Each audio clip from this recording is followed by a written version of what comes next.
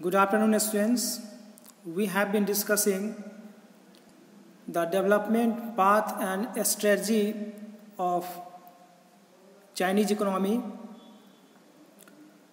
We discussed that how Great Leap Forward campaign is started by China, and in GLF, that is Great Leap Forward campaign, we discussed about the commune system which was implemented by China in agricultural sector as well as in industrial sector. We discussed that conflict with Russia made China to change its steps and do some reforms for the further development. In 1965, Mao introduced the Great Proletarian Cultural Revolution. So, Great Proletarian Cultural Revolution started in 1966 to 1976. You will remember this. Now, what happened in this revolution? Under this, students and professionals were sent to work and learn from the countryside. So, Great Proletarian Cultural Revolution, in this movement, in this revolution, students and professionals, researchers were told to work and to get the research from the countryside, that how commune system was working there in the countryside. Countryside means the village areas. जो village areas है, जो आपको remote areas था, जो शहर से side में जो था, तो उस जगह पे किस तरह से आपको वर्क हो रहा था, तो उसके लिए रिसर्चर्स एंड स्टूडेंट्स को जो है आपको भेजा गया स्टडी के लिए और वर्क के लिए. एक्चुअली मेन जो मोटिव था वो चाइना का वो था कि जो आपको विलेज इकोनॉमी जो है उसको वो इंटीग्रेट करना चाहता था मार्केट से, और वो चाहता था कि जो आपका जो कम्यून सिस्टम है वो प्रॉपरली आपको उसका कुछ बेनिफिट्स हुआ या नहीं हुआ, और उसको इंटीग्रेट करना चाहता था आपको मार्केट इकोनॉमी के साथ में ज़्यादा डेवलप करने के लिए. उसको जो है रिसर्चर्स एंड स्टूडेंट्स को आपको रिमोट एरियाज में भेजा गया. The present day fast industrial growth in China can be traced back to reforms introduced in 1978. उसके बाद 1965 के बाद क्या किया गया, 1978 में जो आपका इकोनॉमिक रिफॉर्म्स है वो लाया गया. जिस तरह से in India economic reforms took place in 1991. India का जो इकोनॉमिक रिफॉर्म्स है वो 1991 में आपको लाया गया, लेकिन जो चाइना में जो इकोनॉमिक रिफॉर्म्स है वो 1978 में है. और ये 1978 में जो इकोनॉमिक रिफॉर्म्स लाया गया, it was the main factor for the present growth of China. जो अभी जो चाइना का जो स्थिति है वो आपको 1978 में जो पॉलिसीज लाया गया था, जो रिफॉर्म्स लाया गया था, उसी के बदौलत है. Okay, so China introduce reforms in phases. China introduced reforms in phases. So one thing you have to remember is that reforms in China took place in the year 1978. इसको आप याद रखेंगे. Economic reforms took place in China in 1978. And proletarian cultural revolution took place in the year 1966. उसी तरह से GLF 1958. First 5-year plans 1953. In initial phase, reforms were initiated in agriculture. Now, ये जो 1978 में जो आपको रिफॉर्म्स लाया गया वो फेज वाइज लाया गया. ठीक है, first phase, second phase, third phase, इस तरह से फेज वाइज, स्टेप वाइज उसको इम्प्लीमेंट किया गया. और जो आपको स्टार्टिंग जो हुआ, so that we are initiated in agriculture से आपको उसको स्टार्ट किया गया। उसका foreign trade and investment sectors आपको phase wise, agriculture, foreign trade and then investment sectors. In agriculture, for instance, commune lands were divided into small plots which were allocated to individual households। क्योंकि ये जो commune systems है आपको, इससे जो है आपको प्रॉब्लम एराइज हो गया था, जो आपको ड्राउट आया था जिससे आपको 30 मिलियन पीपल का डेथ हुआ था। प्रीवियस क्लास में हम लोग उस चीज़ को देखे थे। तो कम्यून सिस्टम से इसको जो है चेंज किया गया और जो कलेक्टिवली फार्मिंग हो रहा था उसमें क्या किया गया, लैंड जो है वो इंडिविजुअल को दे दिया गया।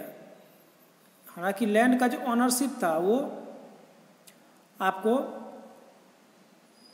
कलेक्टिव ऑनरशिप था, ठीक है।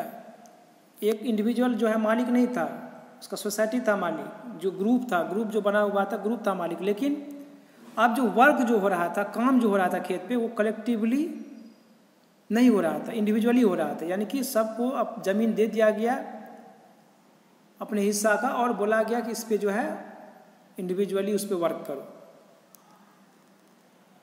Okay, so commune lands were divided. तो सबसे पहला रिफॉर्म्स में क्या देखे हम लोग, जो 1978 में जो रिफॉर्म्स हुआ था उसमें क्या देखे थे हम लोग, पहला कम्यून लैंड्स को डिवाइड कर दिया गया, बांट दिया गया, किसमें, स्मॉल प्लॉट्स में, और फिर उसको जो है आपको इंडिविजुअल हाउस होल्ड्स को दे दिया गया।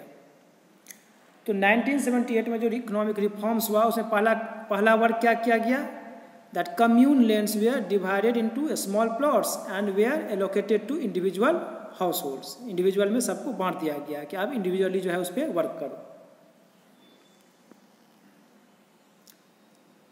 They were allowed to keep all income from the land after paying stipulated taxes। और फिर क्या किया गया, जो भी इनकम था लैंड से उसको बोला गया कि आप अपने पास में रखिए। जो लैंड दिया गया था उसमें आप वर्क कीजिए और जो उससे इनकम जनरेट होगा अपने पास में आप रखिए, टैक्स देने के बाद जो कुछ भी बचेगा। पहले ऐसा नहीं होता था। पहले क्या होता था, जो कलेक्टिवली वर्क किया जाता था और कलेक्टिवली वर्क करने के बाद जो भी इनकम होता था वो आपको एक जगह जमा किया जाता था और फिर उसको बांट लिया जाता था ग्रुप में। लेकिन अब ऐसा नहीं हो रहा है। जो इंडिविजुअल है वो इनकम रख सकता है टैक्स पे करने के बाद। In the later phase reforms were initiated in the industrial sector. और फिर जो है इसी तरह से इंडस्ट्रियल सेक्टर में भी आपको रिफॉर्म्स लाया गया। Reforms were initiated in the industrial sector. Private sector firms in general and township and villages enterprises, that is those enterprises which were owned and operated by local collectives in particular, were allowed to produce goods। Okay, अब देखिए हम लोग सभी को मालूम है कि initially में जो है 1978 से पहले जो है सोशलिस्ट अप्रोच के साथ जो है आपको चाइना चल रहा था। यानी कि जो भी इंटरप्राइजेस था, जो भी इंडस्ट्रीज था, वो आपको जनरली स्टेट ओन था, ठीक है, गवर्नमेंट सेक्टर का था। लेकिन आपको क्या किया गया, जो प्राइवेट सेक्टर फर्म्स है, इंटरप्राइजेज है, उसको जो है अलाउ किया गया, ठीक है। तो प्राइवेट सेक्टर को अलाउ किया गया गुड्स को प्रोड्यूस करने के लिए। तो पहला हम लोग 3 यहाँ पे रिफॉर्म देखे 1978 में। पहला क्या था, जो कम्यून लैंड्स था उसको बांट दिया गया इंडिविजुअल में, और उसका जो इनकम है उसको इंडिविजुअल जो है वो रख सकता है पे देने के बाद, इनका टैक्स पे करने के बाद। सेकेंड चीज़ हम लोग क्या देखे, जो प्राइवेट सेक्टर इंटरप्राइजेज जो है उसको गुड्स प्रोड्यूस करने के लिए अलाउ किया गया, यानी कि प्राइवेट सेक्टर को यहाँ पे बढ़ावा दिया गया। At this stage enterprises owned by government known as state owned enterprises.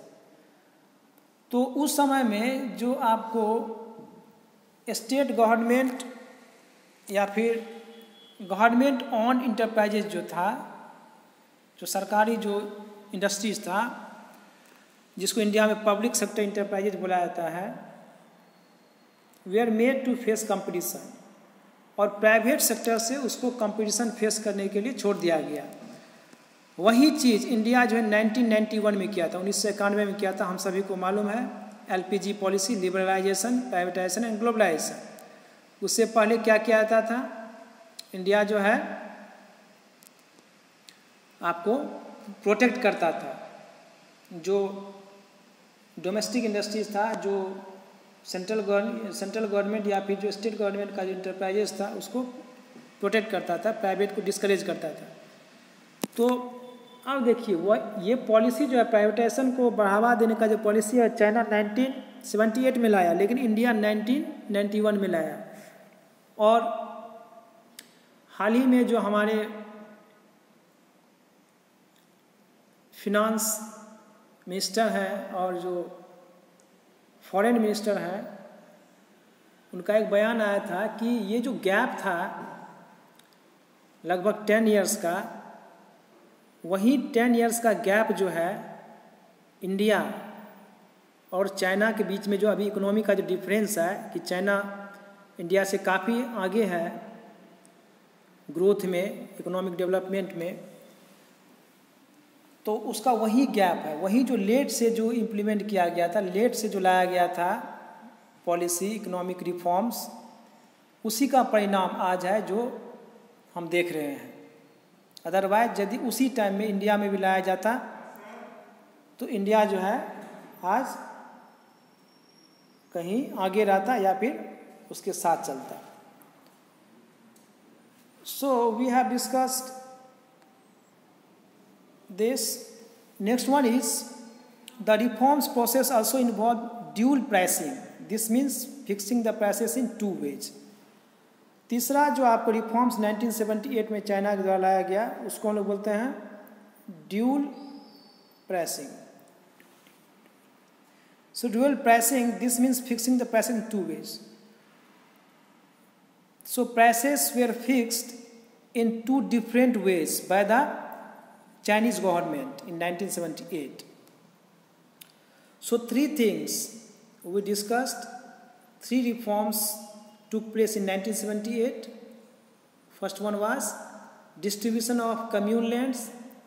Second one was encouragement to private enterprises to produce the goods.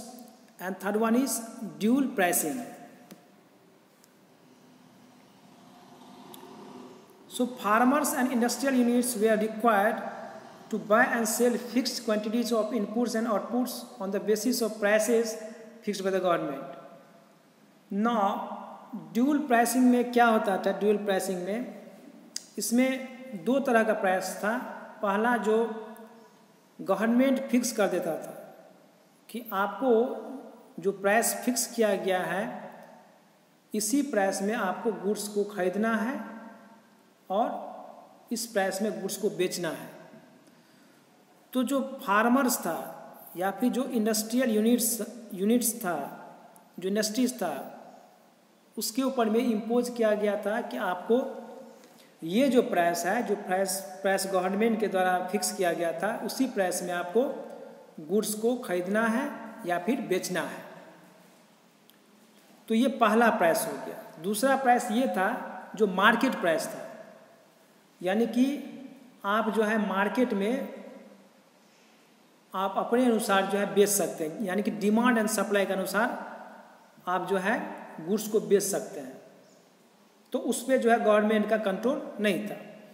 So over the years as production increase, the proportion of goods और inputs transacted in the market also increase in order to attract foreign investors, special economic zones were set up. तो हम लोग देखिए कि dual pricing था। इसमें पहला price था जो गवर्नमेंट के द्वारा सेट किया जाता था, उसमें फार्मर्स एंड इंडस्ट्रियलिस्ट को उसी प्राइस पे गुड्स को खरीदना और बेचना रहता था। जो सेकेंड प्राइस था वो मार्केट प्राइस था, यानी कि गुड्स एंड सर्विस को उस मार्केट प्राइस पे बेचा जा सकता था। ना नेक्स्ट जो था वो है special economic Jones.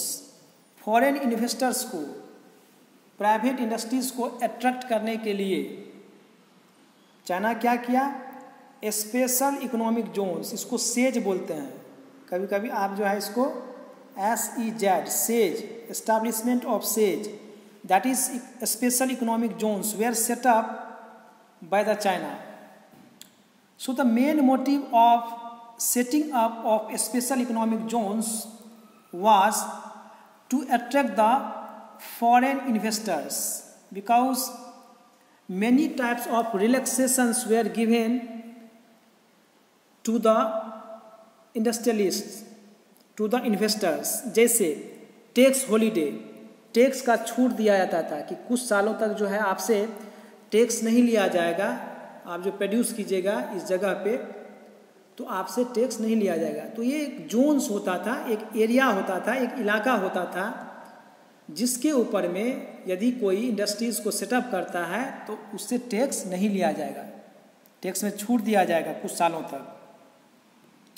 Not only that, but if industries are set up in the special economic zones in that area, then subsidised materials were provided, यानी कि जो मटेरियल्स, रॉ मटेरियल्स जो प्रोडक्शन के लिए ज़रूरत होता था उसको सब्सिडाइज्ड रेट पे, सस्ता रेट पे जो है उसको प्रोवाइड किया जाता था।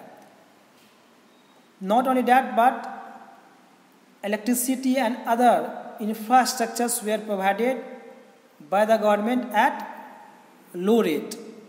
तो ये सब कुछ फैसिलिटीज़ जो है स्पेशल इकोनॉमिक जोन्स में आपको दिया जाता है। स्पेशल इकोनॉमिक जोन जो है इंडिया में भी जो है आपको अभी भी है और इंडिया में भी इस चीज़ को इम्प्लीमेंट किया गया।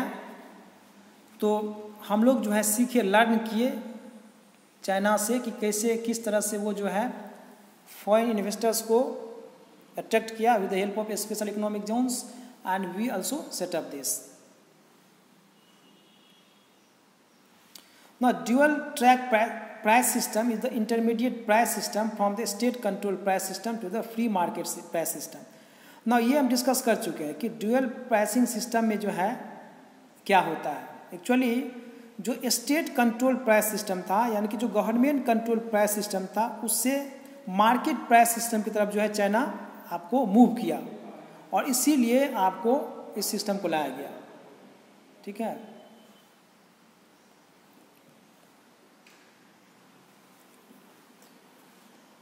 वही नहीं, आपको एक चीज़ और यहाँ पे याद रखना है कि 1981 the central government allowed some enterprises which had fulfilled their plan production quotas to sell their surplus output at market prices while their plan quota production was sold at state set price. इसका मतलब ये हुआ कि government एक कोटा को fix कर दिया गया था कि इतना जो आपको प्रोडक्शन करना है, इतना जो गुड्स को बेचना है, उसको गवर्नमेंट के द्वारा जो प्राइस दिया गया उस पर बेचना है। और यदि उससे ज़्यादा आप प्रोड्यूस कर रहे हैं, उस कोटा से ज़्यादा सरप्लस यदि आप प्रोड्यूस कर रहे हैं, तो उसको जो है आप मार्केट प्राइस पे बेच सकते हैं, यानी कि आप ज़्यादा प्राइस पे बेच सकते हैं। क्योंकि सेंट्रल गवर्नमेंट या फिर गवर्नमेंट के द्वारा जो प्राइस था वो लो प्राइस था, कम कीमत पे जो है बेचना रहता था।